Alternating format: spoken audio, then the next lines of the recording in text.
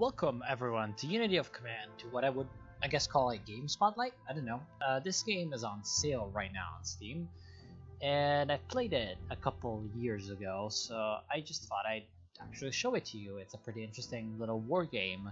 It's basically an entry level to the war game genre, which is not exactly what you'd call something like Hearts of Iron. You'll see when I actually enter a scenario. There are two main modes. There's campaigns and scenarios. Campaigns, there's two that are DLC, the black turn and the red turn. I highly recommend both of them if you end up liking the game, because they do add some fairly substantial campaigns. If you just go into the campaign, you can see that there are single scenarios that turn into battles. But sometimes you also have things like this, where you can choose one of the different scenarios to actually go forward and progress along the main campaign, and there's one for the Germans and one for the Soviets, or rather two for each.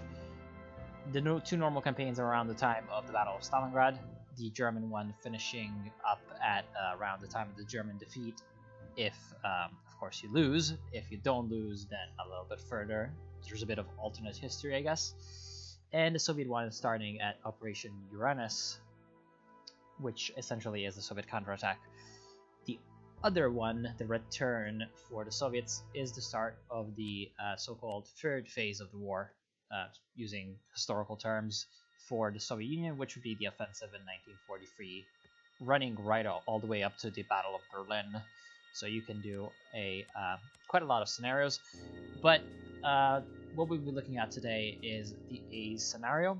Now, there are also user-generated scenarios. Right now I don't have any installed, but there are quite a few available online to download, which is extremely useful because after you just play all of them, obviously you want to have some extra value coming in, and having a couple of user-generated things is very useful. Sometimes those are very good. I played a few of them.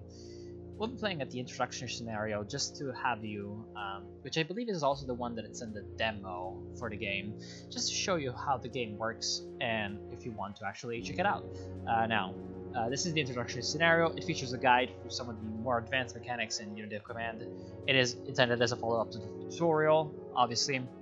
Historical setting. Germans complete the expulsion of Soviet forces from the Crimea prior to the beginning of their campaign proper. Now, this is June the 7th, 1942, aka before the start of Case Blue, or the operation to attack the Caucasus and capture Stalingrad. Soviet forces in the Kerch Peninsula are disorganized and under poor leadership. Strike there first, then turn your attention to the fortress system at Sevastopol. We have 7 turns to achieve victory. If we complete the scenario under 4 turns, we will achieve a decisive victory, and a brilliant victory would be to capture every objective in time. This, you can see up here in the top right, would mean capturing Kerch, which is a city here. You can't see it, but you'll see it better once I click this window away. Would be capturing it in 2 turns, and then Sevastopol down here in 4 turns. Now, since this is an introductory scenario and it's only a scenario, it would not affect anything. It would just be for the achievements.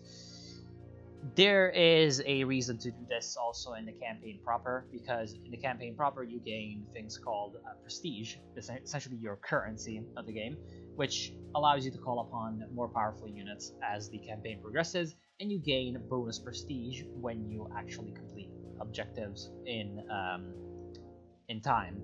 So that's essentially according to the timetable that you're being set to. The remaining prestige is added to the score, requisition from the OKH reserve only when you really need to. This is the introduction scenario. You should complete the tutorial to cover the basics before attempting this, but of course I've already played the game, so I know how it works. And getting into the game exact, there are a few options that we can do to actually customize the way it looks, but really the ones you want are the map modes showing the objectives. So Kerch commands fly center of the Soviet bridgehead. There's a little description as to why the objective is important, which is always nice.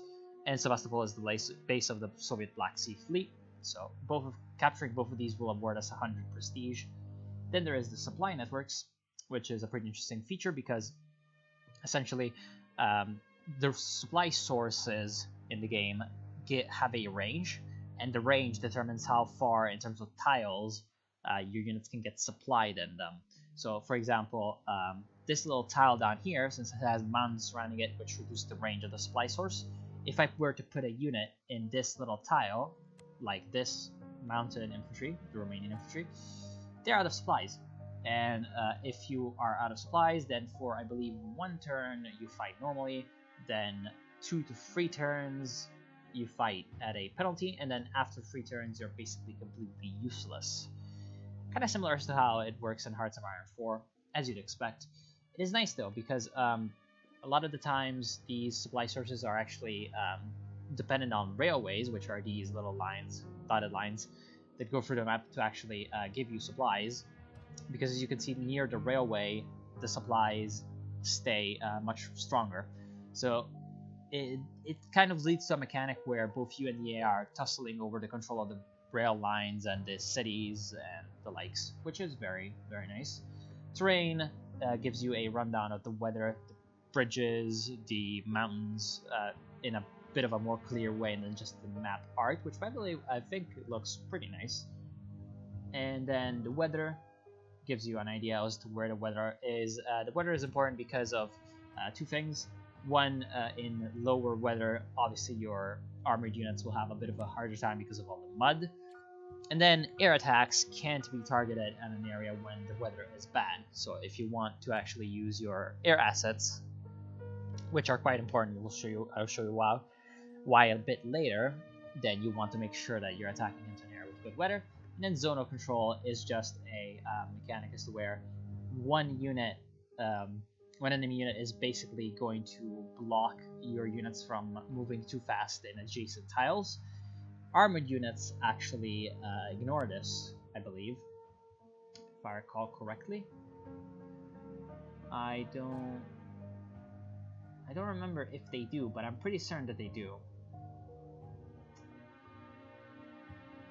I don't exactly remember, but yeah, I distinctly remember armored units being able to just blitz past infantry units.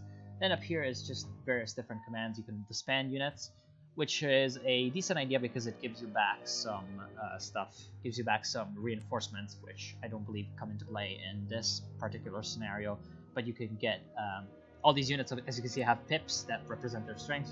If they go down, you have an option to reinforce them, and that comes into play in the campaign, but not in this scenario. Specialist steps are essentially little attachments you can give to units. There are none that I can see in my army, but there's various different ones that are usually pretty useful. Entrenching units essentially gives the unit some extra stats at the price of movement range, obviously. Selecting different units to cycle around and undoing an action, which could be very useful. So enough talking, and let's actually get into it. Now, obviously, well, actually I can show you entrenchment right now. These guys are entrenched in Sevastopol, which means that if I were to try to attack them, as you can see, I would take 4 losses in the top right, like right here. I would take 4 losses, at least that's the prediction. I would take 4 losses, and they would take maybe 1. That's a maybe, because there's like a little gray circle. That means that maybe they would take a loss. And that's because partially of the entrenchment and partially because they're in a city. So they're both very, very tough to deal with. So let's bring up some extra troops. We're going to have to attack them and just eat damage. Because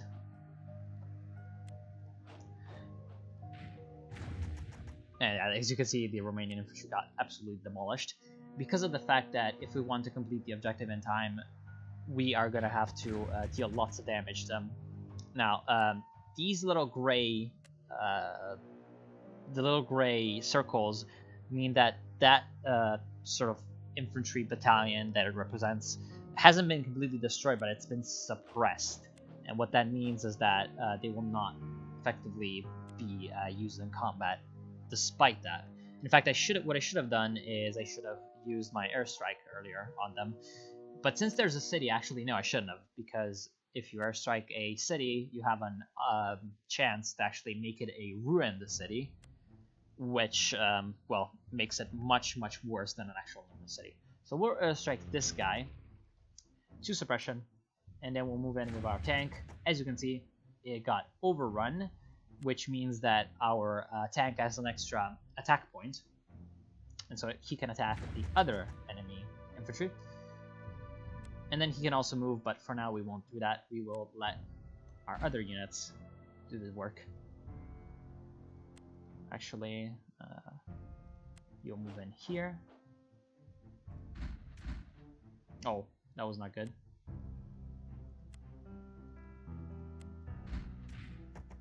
And then we also got another overrun, but he got a bit of suppression dealt to him, so we'll actually let him be. Now, the Soviet infantry that we're facing has a 2-2 stat, and whereas our infantry has a 4-3 stat, so even with the offensive penalties, they're able to withstand the enemy attacks quite well. We're going to be sending reinforcements down to the siege of Sebastopol. And then we're going to be moving up extra troops in this part. Actually, I should have moved up him, so I'm a little stupid, but I'm a little out of practice. And I can actually do more airstrikes. I thought that we were limited to 1 per turn, but I think that's the campaign. So we'll just end the turn. And that's just the AI doing his turn. I don't think I'm going to be able to capture Kerch in 2 turns, because I would have to capture this turn, which would be very, very hard. And as you can see, we got the force pool. Oh no, okay, so there is the reinforcement mechanic in the thing, but it doesn't look like I can actually use it. This would add steps to a unit, but it doesn't look like I have the ability to do it. We can also call upon the OKH reserve, which would be okay. So the force pool is free. You don't have to spend prestige to actually get units from the force pool. But from the OKH reserve, then you would have to actually spend prestige. So for example, for these engineers, which would be very useful in attacking Sebastopol because they counter entrenchment, then we would have to pay 20 prestige. And I think that we can't do it because units apply, not enough prestige. Oh right, because I have to actually select the unit to give it to. So for example, here I could give it to this infantry division, which we will do. And as you can see, we would have a much sort of reduced penalty in attacking them. Of course, we also take huge amounts of damage, so it was only partially true. And next turn, we'll be able to take down Sebastopol, I think. Then we are going to, so it looks like it's actually 4 air attacks per turn, which is ridiculous. So we'll just break on through the Soviet lines here. Should be able to overrun them here, and yeah, made them retreat. Then we're moving in the tank. Got the overrun off, which means that we can attack again this guy. And we've got another overrun, which means that we can attack again. And another overrun. Unfortunately, we're out of movement points, and we're out of enemies as well. So we'll move on further. Now, what we can do, or no, normally I'm pressing spacebar right now. As you can see, he can move back a little, which I'll actually do. That's essentially using extra movement, extra attack point as a movement point, so you can move further in a turn that way. We also have the Jaeger that can attack. Oh, got a very nice suppression off, but unfortunately no actual troops that can capitalize on that. And over here in Sebastopol, yeah, you're all pretty useless. What we're gonna do is we're gonna reinforce you. No, that's not wrong nationality.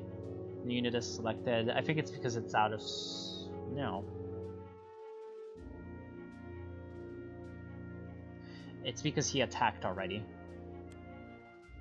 Yeah, it's because he attacked already. Rip. We can also deploy the 8th Cavalry up here. Now, they are Romanian infantry, really? I thought they would have a cavalry division, but oh well. So they're pretty worthless because they're Romanian infantry. And they're not very good, not at all. So we'll just end the turn, and as you will see, that will disable the objective, or rather, not really disable. It will reduce the amount of prestige they will gain from completing it, which is not very good for us. So we'll just use our air attacks to make sure that we can break through. We need some extra softening on this guy. Oh, that was excellent. 2 KIA, which is very good. We unfortunately don't get the overrun, and we don't get it again. Now, he can't move to the other tile, so you'll move in here. We'll destroy this guy. Then we can just move in and capture Kerch. Just a turn late. Then we'll just finish off these guys, make sure that they can't recapture the square, which is something that they can actually do. They can recapture objectives, and that's something that sometimes is extremely annoying to deal with in the campaign. And then I guess you're going to be moving in. Your Romanians are going to be moving in to do the mop-up. And then we'll bring our actual armor back. Yeah, okay. In the meantime, you're going to get reinforced. The extra pips will obviously not be available for about a turn. And then we'll do some rotating.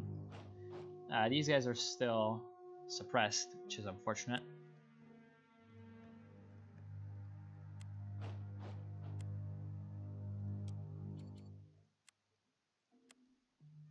And then we'll bring back the tank, who is really the main striking force that we have.